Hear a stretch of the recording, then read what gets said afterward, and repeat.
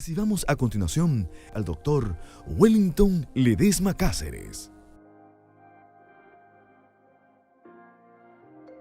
Buenas, continuando con este ciclo de presentaciones desde República Dominicana, yo soy el doctor Wellington Ledesma y estaré hablando acerca del manejo actual de la estrechez uretral.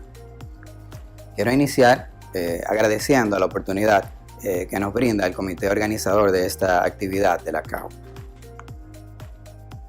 Los objetivos de mi presentación: quiero presentar el manejo de la estrechez uretral que había, el manejo histórico que teníamos en nuestro hospital antes del 2016. Me gustaría compartir el protocolo de manejo actual y hacer una pequeña comparación al respecto. Además, me gustaría mostrar algunos de los resultados que tenemos hasta ahora y compartir algunos puntos a mejorar a futuro en nuestro hospital, en nuestro servicio de urología reconstructiva. Además, me gustaría compartir algunos puntos que tenemos en nuestro servicio para mejorar. La patología uretral de residente la veía de una forma que es totalmente distinta a como la veo en la actualidad. De la forma en que se nos presentaba, o por lo menos que así la percibía entonces, históricamente había sido un desafío para el urólogo, de tal modo que había como en el argot urológico muchas frases que no eran muy prometedoras al respecto, por lo que hacía que no fuéramos nosotros tan interesados por manejar esta condición. En aquel entonces se decía que el tejido más desagradecido para el urólogo era el tejido uretral y que era la patología más frustrante de todas, que había que concientizar al paciente para que entendiera que era casi seguro que no tenía cura. Además, que él tenía que conformarse si tenía una cistostomía y hacerse a la idea y acostumbrarse de que esa podía ser su realidad. Que cuando nos iba bien en este tipo de procedimientos era cuando podíamos colocar al paciente en un programa de dilatación, cosa que hoy por hoy ha cambiado drásticamente. El manejo clásico que le dábamos en aquel entonces era: el paciente llegaba a nuestro servicio, se le hacía una historia clínica y un examen físico. Además, una vez que nosotros pensábamos en el diagnóstico, le hacíamos una uretrocistografía retrógrada y miccional, el cual complementábamos con una cistoscopia. Y dentro de los procedimientos que hacíamos en aquel entonces, estoy hablando de una década atrás, había una dilatación que muchas veces se denominaba dilatación cruenta. También podríamos hacer una resección y anastomosis primaria. En aquel entonces era el procedimiento más sofisticado que se podía ofrecer, o una uretrotomía interna, que era un manejo endoscópico que siempre se ha hecho y hoy tiene en casos específicos mucha utilidad. O lo que ninguno de nosotros queríamos, que era condenar a un paciente a colocarle una derivación urinaria permanente o hacerle una cistostomía suprapúbica. El manejo actual es muy diferente a como lo recuerdo en aquel entonces. Ahora el paciente, casi siempre a nuestro servicio, llega referido y bien diagnosticado. Muchas veces tiene su uretrocistografía a mano, a veces no de muy buena calidad, por lo que nosotros tenemos que repetir el estudio. Además, estudiamos el paciente desde el punto de vista infectológico para ver que no tenga una infección, cosa que es muy común en este tipo de patología, infección de orina quiero decir, y un urocultivo. Además, tenemos que ver cuál es su funcionabilidad renal. Esto lo hacemos con los azoados. También se le indica una sonografía pélvica en la cual nosotros buscamos medir la cantidad de orina residual que tiene el paciente. Y si no tiene cistostomía, evaluamos la posibilidad de que haya que colocársela o no. Continuando con el protocolo diagnóstico, pasamos a la flujometría. No tenemos un flujómetro en el hospital, pero tenemos algunos sitios que podemos derivarlo, que le saldría de menor costo. De aquí pasamos a un estudio endoscópico invasivo, que es la uretroscopía. Y si el paciente tiene cistostomía, se le hace una cistoscopia anterógrada a través de la fístula de la cistostomía. Otro estudio que pudiera tener mucha utilidad para evaluar la esponjofibrosis anterior es la ecografía de la uretra. Vamos a presentar un caso clínico típico en nuestro hospital para que vean cuál es el manejo que le damos hoy día. Paciente masculino de 27 años de edad que tiene un diagnóstico de estrechez uretral de origen traumático, él comenzó a presentar una disminución progresiva del chorro y tiene aneyaculación. Debido a la estrechez, no puede vertir el semen hacia el exterior. Aquí vamos a tener un ejemplo típico en nuestro hospital. Vamos a presentar un caso clínico de un masculino de 27 años de edad quien desarrolló una estrechez uretral debido a una causa traumática, de etiología traumática, cosa que es común en nuestro entorno, ya que somos un país donde hay muchos motociclistas y entonces los accidentes de tránsito son muy comunes.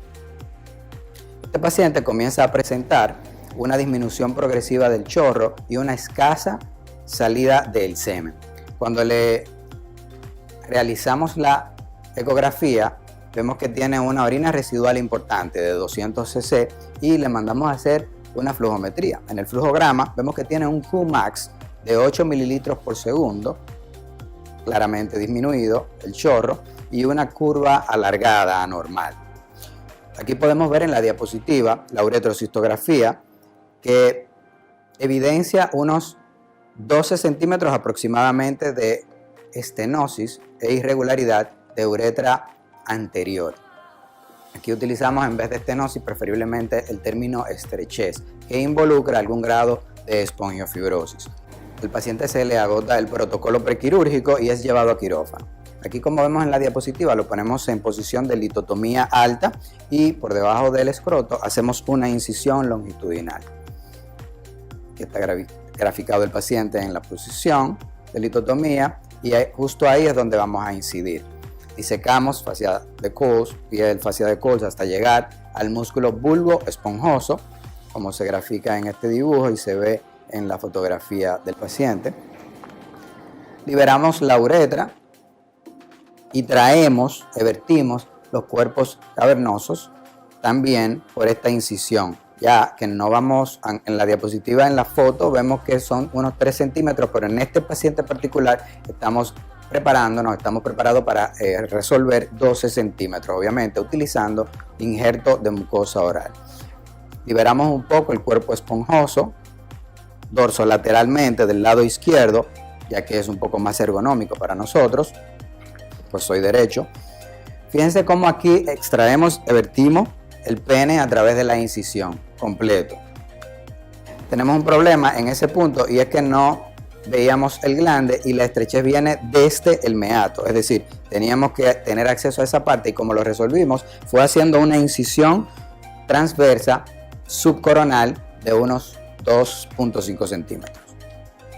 Aquí vemos como ahora sí tenemos acceso al glande, es decir, a la estrechez distal, y desde aquí ubicamos cuál es el punto de estrechez y hacemos la incisión dorsolateral y desde ahí continuamos la incisión hacia proximal de la uretra hasta donde no hay un punto de estrechez. En este paciente encontramos un lito menor de 1 centímetro y fíjense aquí como una vez sacamos el lito y llegamos a colocar un dilatador de 30 French. Este es el calibre normal de la uretra y aquí sabemos que entonces podemos injertar y vamos a tener resuelta el problema de la estrechez con esta técnica de injerto.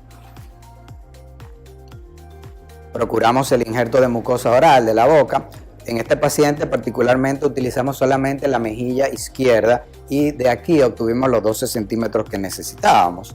Como se ve en esta foto de un atlas, dorsolateralmente, aquí tenemos unos 3 centímetros y se le pone el injerto. Así fue que lo hicimos. Nosotros utilizamos material absorbible de PDS 3 ceros para colocar el injerto y fijarlo. Y fijamos la parte medial de entrada antes de colocar la sonda. Y luego que fijamos la parte medial, entonces hacemos una incisión con un bisturí 11 múltiples para evitar que hayan hematomas por debajo del injerto en el lecho receptor. Luego colocamos la sonda y cerramos. Fíjense cómo queda al final, el pene vuelve a su sitio, suturamos la incisión transversal que teníamos subcoronal y cerramos por planos en el acceso perineal.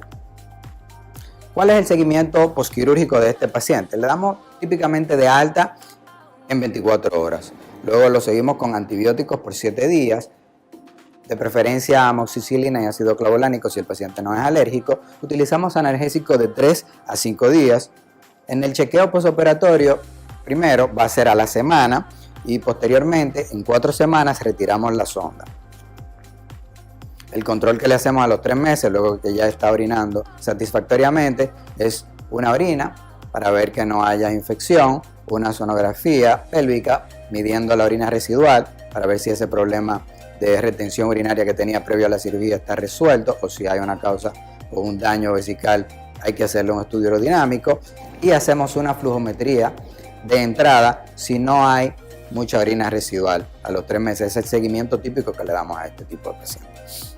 El enfoque que le damos actual, si lo comparamos como lo mencionábamos anteriormente, algunos de los mitos o tabúes que nosotros teníamos con respecto a esta patología, que hemos ido aclarando en base a nuestra experiencia, es que sigue siendo un desafío para el urólogo con entrenamiento incluso reconstructivo. La patología uretral sigue siendo un desafío para el urólogo con entrenamiento incluso reconstructivo. Mientras mejor tratemos el tejido uretral, en el posquirúrgico él nos va a tratar mejor a nosotros. Y la patología uretral es muchísimo menos frustrante hoy de lo que solía ser, o por lo menos la percibía cuando era un urólogo en entrenamiento,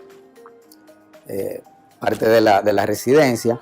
Y yo pienso que al paciente nosotros tenemos que concientizarlo para que tenga expectativas reales y que vea la luz al final del túnel. Si comparamos que anteriormente el 90% de los procedimientos que hacíamos en nuestro hospital terminaban recidivando la estrechez, y nosotros ahora operamos cerca de 50 pacientes anual y tenemos una tasa de éxito de 85 a 90%. Obviamente, a mayor longitud de la estrechez, mayor grado de complejidad, algunas complicaciones, pero tenemos una muy buena tasa de éxito con estas técnicas, y uno de mis objetivos es tratar de eliminar el programa de dilatación. Esta es la bibliografía utilizada, y ahí tengo una foto con mis maestros, la doctora Jessica Delón y el doctor Ramón Virasoro. Muchas gracias.